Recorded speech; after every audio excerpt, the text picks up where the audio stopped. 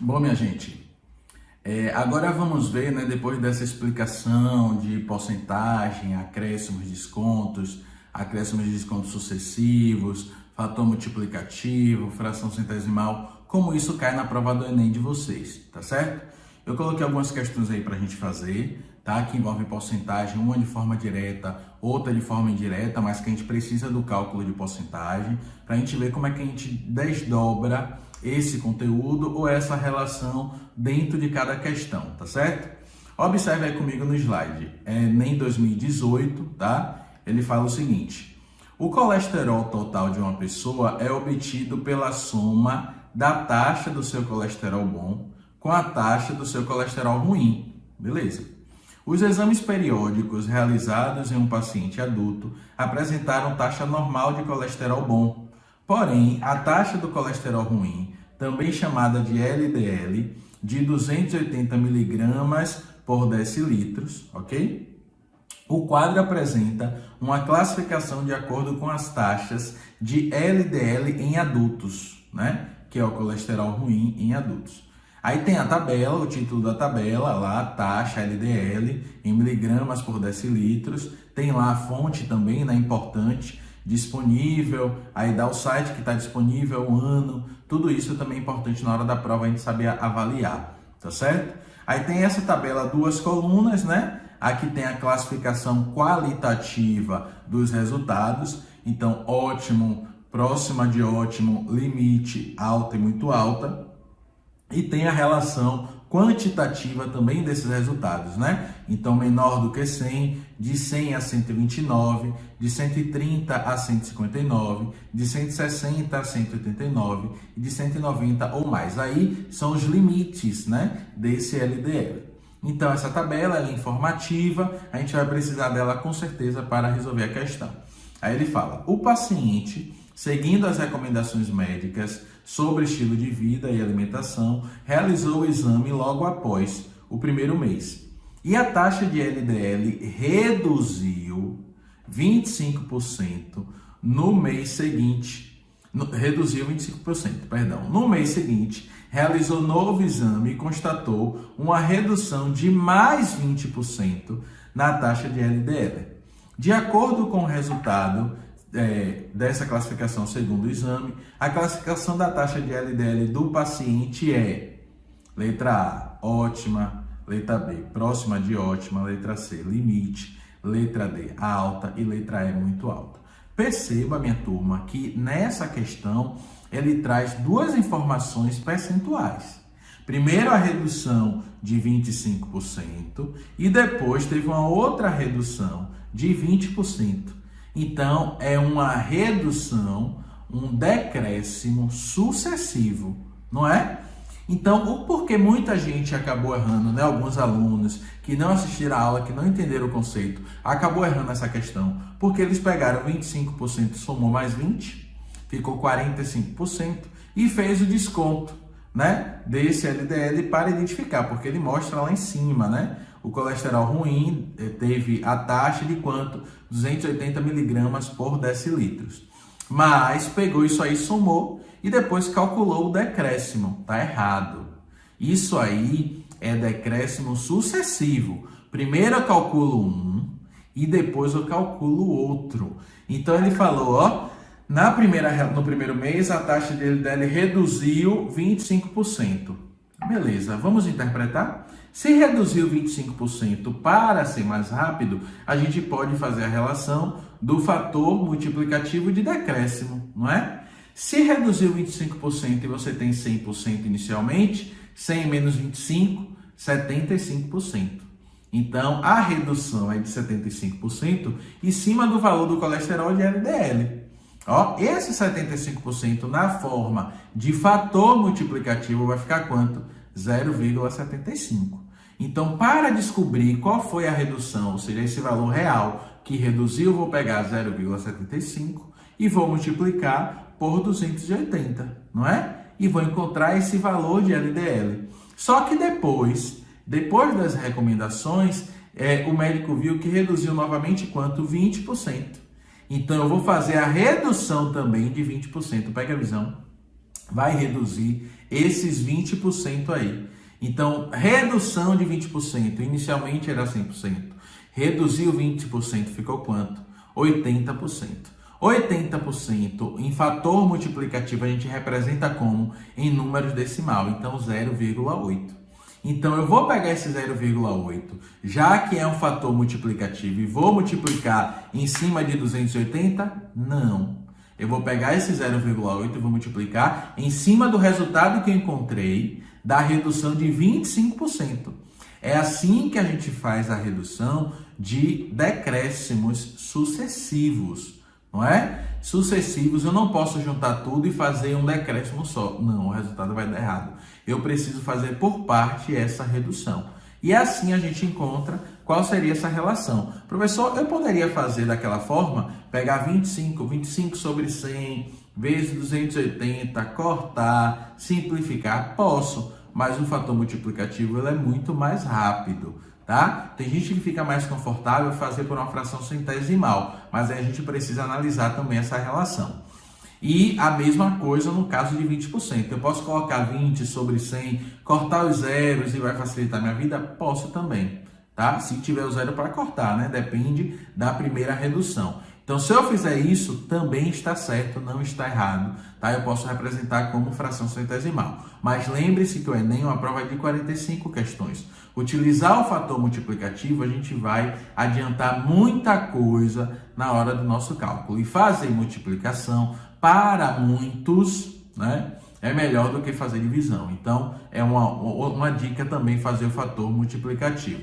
Olha a resolução aí que eu coloquei no slide.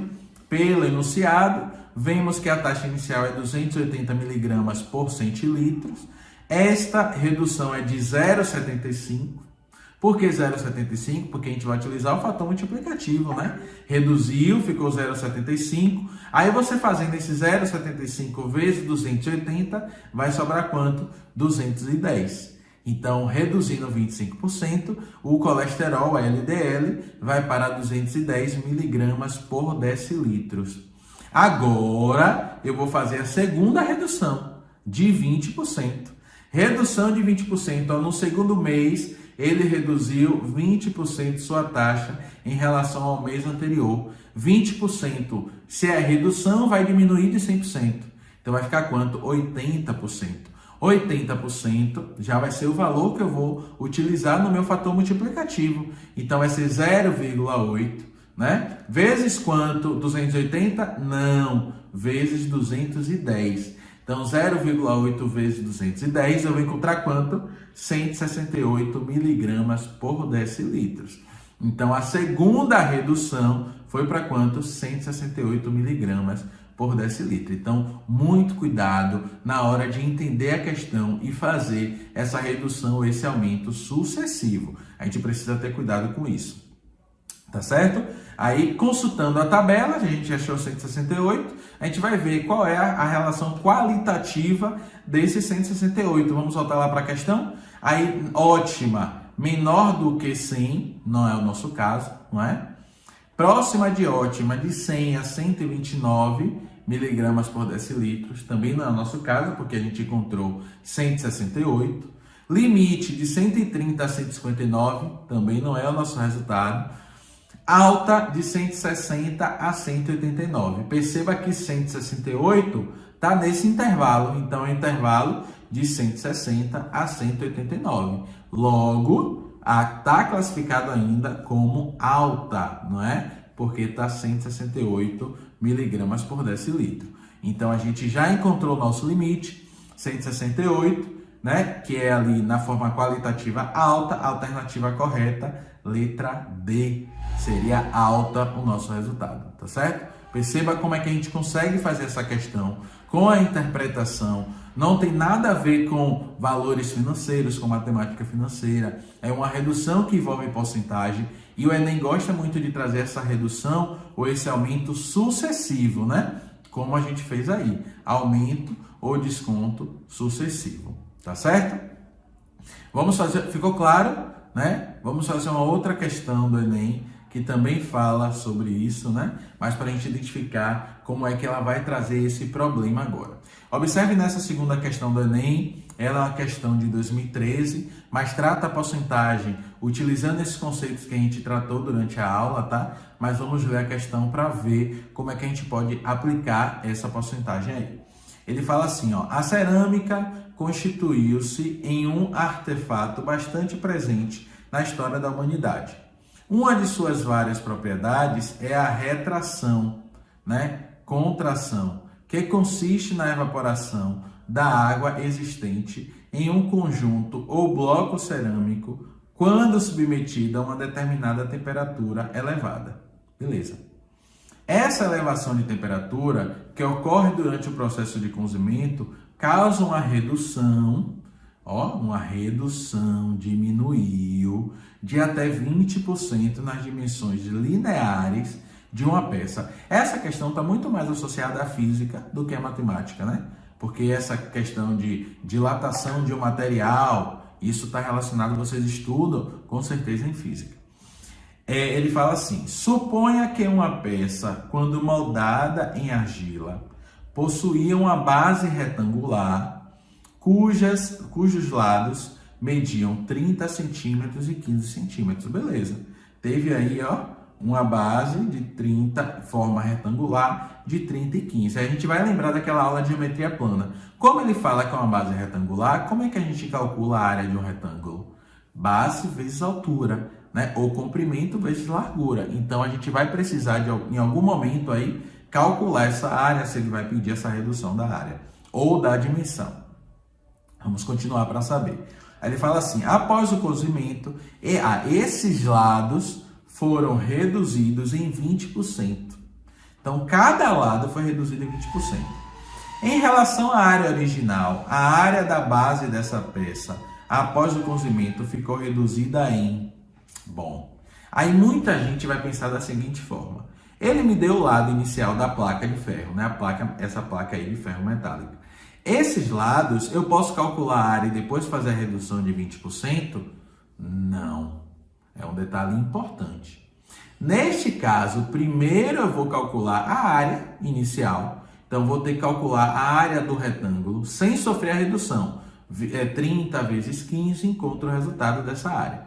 Depois ele fala que foi a área que teve a redução de 20%? Não. Ele fala que foi o lado. Então, também se eu fizer a redução da área, eu posso não encontrar esse resultado. Porque você não sabe qual é a proporção dessa dimensão. Então, eu vou precisar aí, de alguma forma, calcular primeiro a redução dos lados. Calculando a redução dos lados, vamos supor que eu calculo a redução de 30 centímetros, né? Claro, com a redução de 20%. E depois eu calculo a redução de 15 centímetros, também utilizando a porcentagem de 20%. Não é? Eu posso fazer utilizando fração centesimal, ou eu também posso fazer esse cálculo utilizando o fator multiplicativo, né? Os dois aí vão ser redução de 20%. Então, qual é a redução de 20% de uma porcentagem de 100%? A redução de 20% vai para 80%. 80% em forma decimal, 0,8. Então, esse é o fator multiplicativo, tanto para 30 centímetros, né? Quanto para, 15 centímetros. Porque é 20% nas dimensões, não na área. Então, vou reduzir 20% de 30 e vou reduzir 20% de 15. Só que depois ele quer, em relação à área original, a área da base dessa peça, após o cozimento, ficou reduzida em... Ele quer saber quanto ficou reduzida a área, quanto diminuiu. Ah, professor, diminuiu 20%. Não diminuiu 20%. Porque a gente não está calculando a área. A gente vai calcular primeiro a área inicial, depois a área reduzida. Vai subtrair, descobrir quanto reduziu, porque ele quer a porcentagem da área reduzida, né? Para encontrar e colocar nesse problema, tá certo? Entenderam aí mais ou menos como é a construção dessa interpretação da questão? Então a gente vai fazer essa relação agora. Se liga aí na resolução. A resolução, até coloquei dois retângulos aí de forma ilustrativa, né, para que vocês compreendam como é esse retângulo. Aí tem, 30 o retângulo inicial, sem a redução de 20%, 30 centímetros e 15 centímetros. Vou calcular a área. 30 vezes 15, 450 centímetros ao quadrado, né? Lembre-se que a unidade de área é sempre ao quadrado, porque eu estou multiplicando potência de mesma base. Aí a gente tem esse valor, né? Agora eu vou fazer a redução de 20% dessas dimensões. Dos lados, eu não posso reduzir a área, então eu vou fazer a redução dos lados.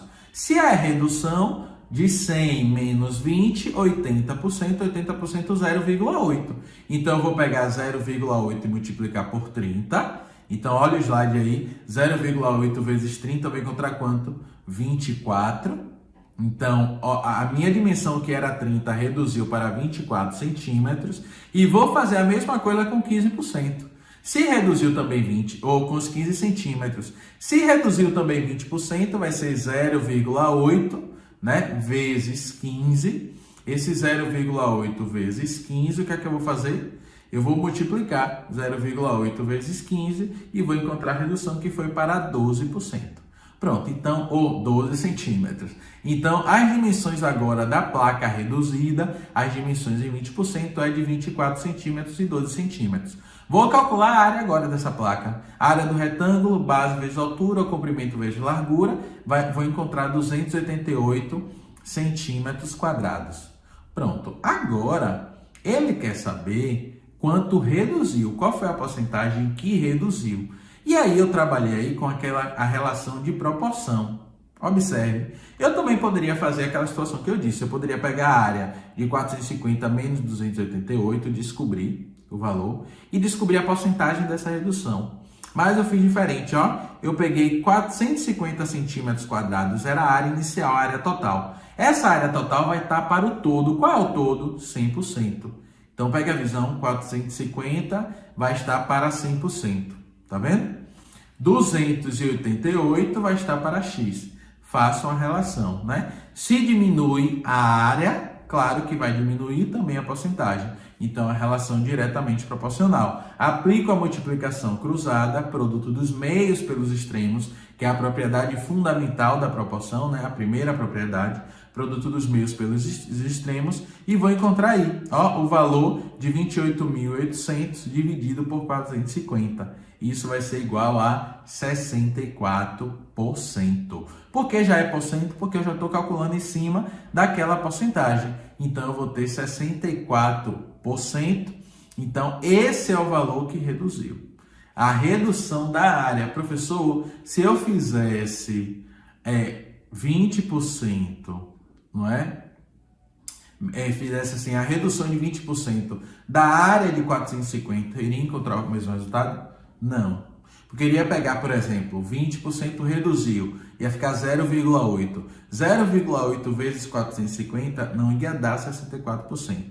Então, neste caso, eu não encontraria o mesmo resultado, tá? A gente tem que prestar muita atenção na interpretação. E eu tenho que perceber o que a questão está me pedindo. Essa questão, ela nem trata de um desconto, de uma redução, na verdade, sucessiva.